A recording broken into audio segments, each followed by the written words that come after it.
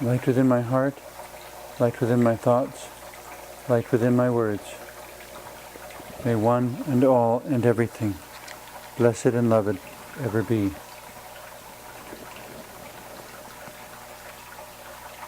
Welcome. I am Sister Who.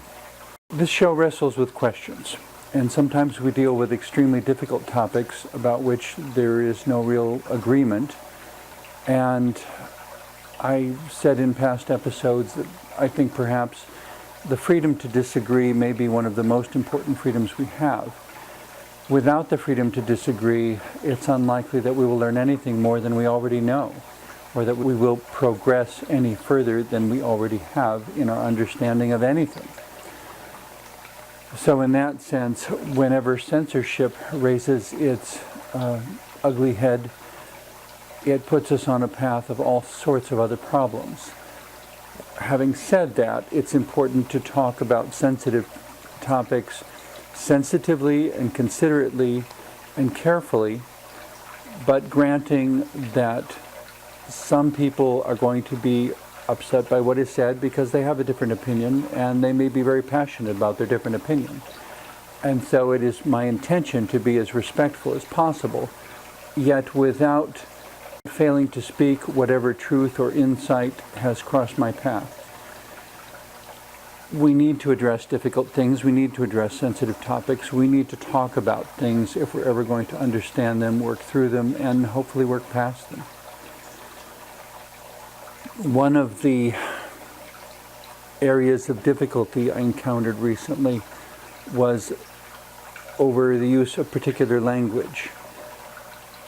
There are certain words that people find offensive to use, and I don't use those words lightly, and I'm not talking about pejoratives here. I'm talking about topical words, subjects that some people want to relegate to never being discussed in public. And yet the problem with that, one example of that, I suppose, was my own growing up as a child, where being gay was so not talked about that it was impossible for me to figure out what I was.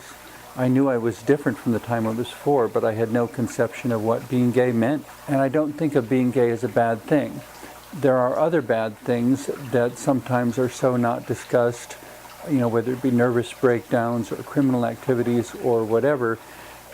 There was this societal notion that children are somehow supposed to be protected from all the evil in the world. And as from one perspective, I kind of agree with it, but not completely, because it's not that children should be protected from awareness of all the bad things in the world. It's that they need to be educated by adult example or by direct discussion in how to deal with those difficult things.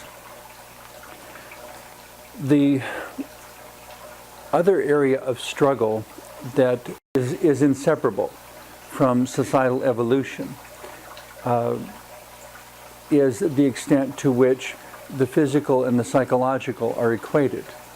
For a long time, different forms of abuse were considered normal behavior that in some places around the world still are considered normal behavior. It's still considered normal in some parts of the world for a husband to beat his wife and to consider her property and not a person in her own right.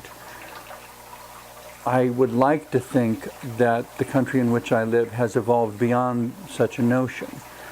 There are times when I wonder, but for the most part it seems that we have societally evolved beyond the notion that women are property and that it is acceptable to beat your wife. At one time that was normal. Very hideous normal, but it was. Another example of that, however, is in not only refining our ideas of what constitutes abuse, but moving from physical to psychological. There was a time where psychological abuse was not considered abuse because there were no physical injuries, there were no bruises, there was no blood, there was no evidence to confirm that the abuse had in fact actually happened, which is where the development of what is sometimes called the soft sciences was so valuable, where we began to get people who had studied these sorts of challenges for years and talked to hundreds of people and written books and done studies of all sorts, and began to see patterns and common threads. And yet one of the problems with psychological anything is that it really needs to be dealt with on an individual sort of basis. Whenever generalities are made, there's always a certain sloppiness to how effective that particular generality is, because you may encounter individuals who have a slightly different experience of what is basically the same thing. Psychological abuse would be those sorts of things that may not leave any bruises, may not involve blood of any sort, but may be the inspiration for someone to commit suicide. And so psychological abuse beyond a certain extreme really is life-threatening and something to be taken very, very seriously. The parallel challenge in all of this is the common behavior of competing for, in the same way that we have the winner-take-all system in the United States and this sort of king of the hill sort of thing of getting to the top, and nobody ever wins a game of king of the hill, because as soon as you're up there, you have no one on your side and everyone is trying to push you off so they can displace you and be the new king of the hill. It's a game that nobody ever wins, and even the person on top never really wins. It's a pointless, frequently violent, competitive sort of effort that really needs to be left behind, in my opinion. That same dynamic transferred to this area of considering and trying to come to terms with psychological abuse. If it's physical abuse, if it's psychological abuse, if it's any kind of abuse, if it's any kind of painful, difficult experience, the thinking that underlies childish games of playing king of the hill, or who is the richest, or who's the best, or who's the whatever, that sort of competition. When someone has gone through a horrible, horrible experience of any kind, there are so many different ways that people experience pain. And if that same sort of thinking sneaks in underneath that experience, it can evolve into a sort of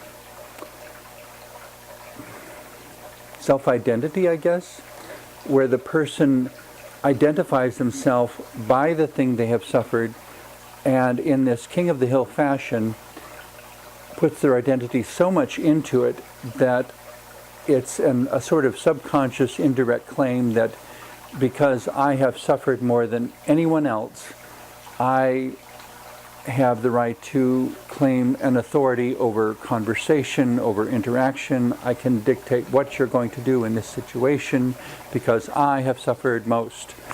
And as Sister Who, I think compassion should be extended to every single person suffering. But I don't think suffering is an appropriate place for competition. And I don't think the dynamic I see behind examples of people claiming to have authority on the basis of what they have suffered too often dismisses someone else's suffering in some sort of hierarchical fashion, that because you haven't suffered as much as I have, you can't make the claims that I can, and you can't control the conversation as much as I can. And as Sister Who, I would say, no, this is wrong. Hierarchy in suffering, competition in suffering is wrong. Each person knows his or her own suffering with an intensity that no one else could possibly understand, because we can't see or experience that suffering from inside the person's mind. The duty, I would say, of every decent person is to have compassion for those who suffer. Whether it is little or whether it is much, whether it is a hellacious experience they may never recover from, or whether it is something that a couple weeks later they may not even remember, at the moment that you encounter a person who is suffering, the only decent response is compassion. And if someone says, I have suffered psychologically, I have no bruises, I didn't bleed, But this thing has so tormented me that the thoughts of suicide may have crossed my mind. I am not able to sleep at night. My hands can't stop shaking. I mean, there are all sorts of other symptoms, and yet the only one who can report them is the person experiencing them, because we don't have a way to measure the thoughts or the emotions going on within any particular person. And we can't say to them, no, you really didn't feel that the way you say you did, because we don't have the perspective we would need to verify that. It's like hitting someone and telling them that didn't hurt you. Well, how would you know whether or not it hurt them? Unless you could feel through their brain and see inside their mind, you have no idea how much they registered pain. And some people are more sensitive to pain and some less so. I suppose it's one of the peculiar blessings of autism that a lot of autistics, myself included, seem to have a very high tolerance for pain. The problem with that is because I'm not screaming and lying on the floor, people often presume that I'm not in pain when I may be feeling great amounts of pain, but simply not amounts of pain that I'm unable to cope with.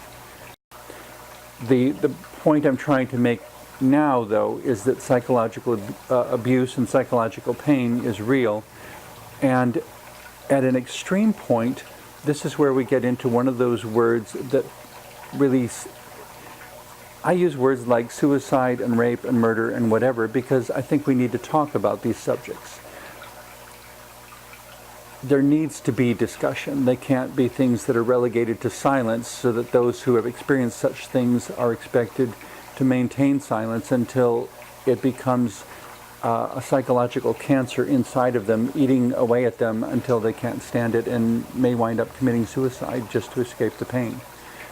And of course, someone would say, well, you have no physical injury, that pain couldn't be real. The pain has to be real if someone would go so far as to kill themselves to make it stop. So, as Sister Who, I say, if they're reporting pain, you need to be a compassionate person. If someone says, I was psychologically raped, you need to say, okay, tell me as much about that as you want to. I don't have the perspective I would need to say that you weren't. In trying to understand what we mean by words, though, and use our words carefully so that we're not trivializing them by using them when we don't mean them, what really happens at the heart of a rape? And as I was contemplating that and trying to figure out what does psychological rape and physical rape have in common, and the first thing that came to mind is the after effects of being a rape survivor, when you can't sleep, when you can't feel safe, when you feel so completely violated that re-establishing even your own sense of self may take weeks and is best done with professional assistance. In graduate school, I took classes in pastoral counseling, but I am not a clinical psychologist.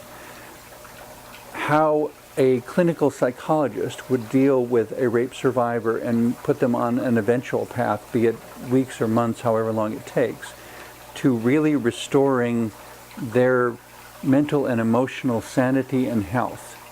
I mean, this is a very, very deep wound, and it may or may not be accompanied by physical wounds also. If the psychological wound is that deep that a person has lost the ability to function, in an ideal world, which of course we don't live in, I suppose that would mean we need to have mental hospitals that function as effectively as our medical hospitals. The problem in this less than ideal world is that mental hospitals have a very bad reputation for the most part. And forgive me for generalizing that way. I know there are some good examples coming to the fore now, but historically mental hospitals have a bad reputation because we really didn't understand how to deal with mental health at all. And so the practices that were employed for more extreme cases, as we look back, were horrific. But of course we would say the same thing about medical practices. George Washington, the first president of the United States, was actually bled to death because the medical authorities at his time thought of that as a recommendable medical practice. That was what everybody did. That was the common practice. Now, of course, doctors would say, oh my God, what were you thinking? It's barbaric. And thankfully, medical science has evolved, and the mental health science is evolving. We just have to distinguish contemporary mental hospitals from historic mental hospitals and somehow reclaim the term of a mental hospital, that it could be a place where you go when life has gotten too stressful because you were physically raped, psychologically raped, and because you are going through, maybe your best friend committed suicide, something that is so overwhelming it interferes with your ability to carry on life, and you need special attention to heal yourself and come back to a holistic, whole, effective way of responding to your life's challenges, to your responsibilities and duties of carrying on daily life.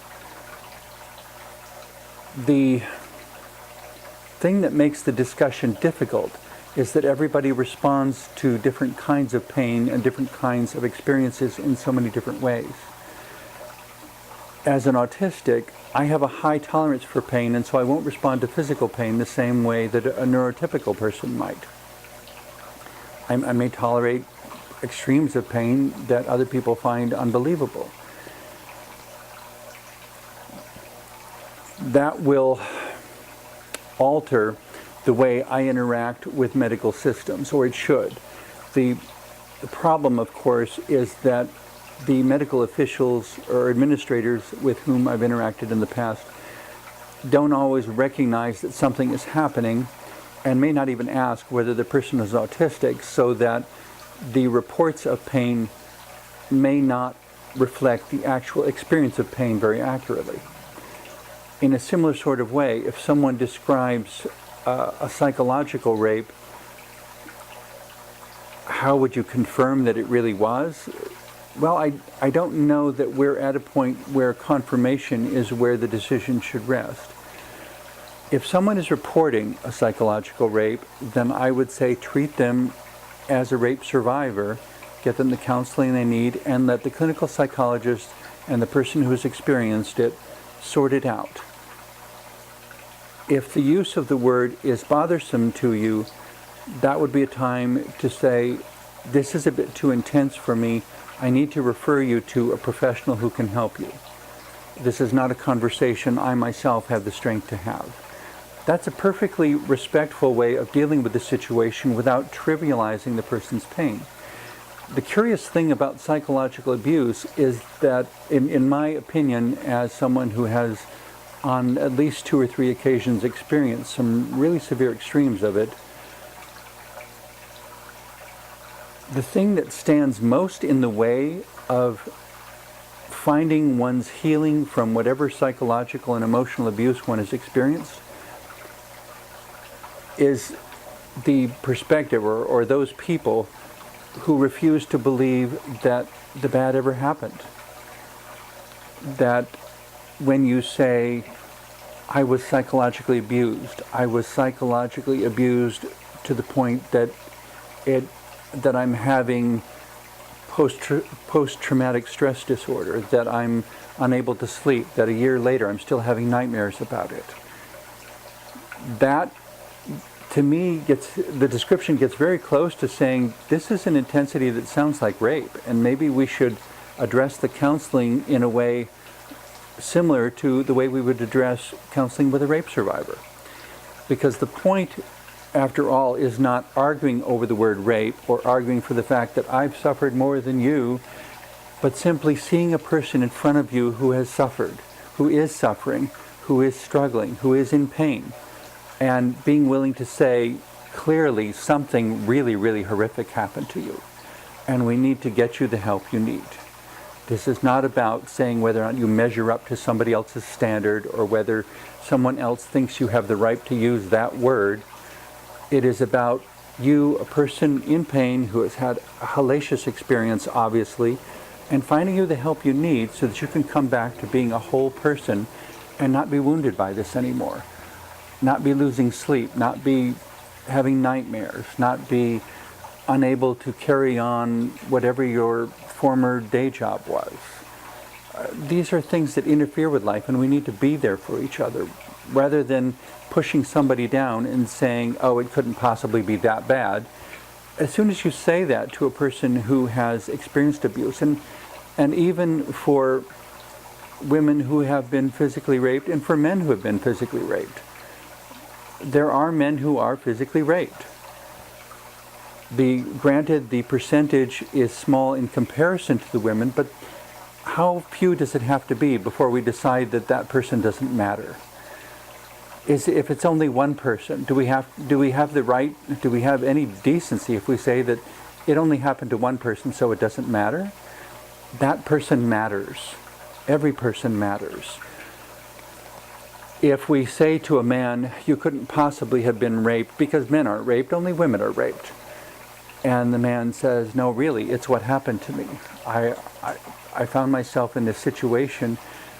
You know, especially if we're talking about gay men, it's entirely believable that a smaller man would be raped by a larger man. Rape happens just as much within gay and lesbian populations as within straight populations. People are people. And unfortunately, there are lots of people in the world who are a real mixed, wounded package of psychology and thinking and emotions that need healing. And brokenness, whether it is physical brokenness or psychological brokenness or emotional brokenness, brokenness always has a tendency to reproduce itself. Psychological and emotional brokenness alter the way people think and the way they interact. They alter our awareness. And in far too many cases, the one who has experienced the abuse without realizing it will become the one who passes that abuse along to someone else. In the same way that the arguments I've had with people who experience physical abuse argue with me about whether psychological abuse is real abuse, by denying and devaluing the psychological abuse that I've experienced, they make it that much harder for me to ever find healing from that abuse, in the same way that a woman who has been physically raped, her first challenge is convincing anyone that it would happen.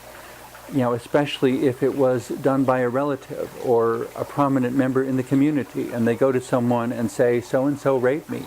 And the first response is, oh, I know them, and they would never do that. And they say, no, really, he raped me. Really.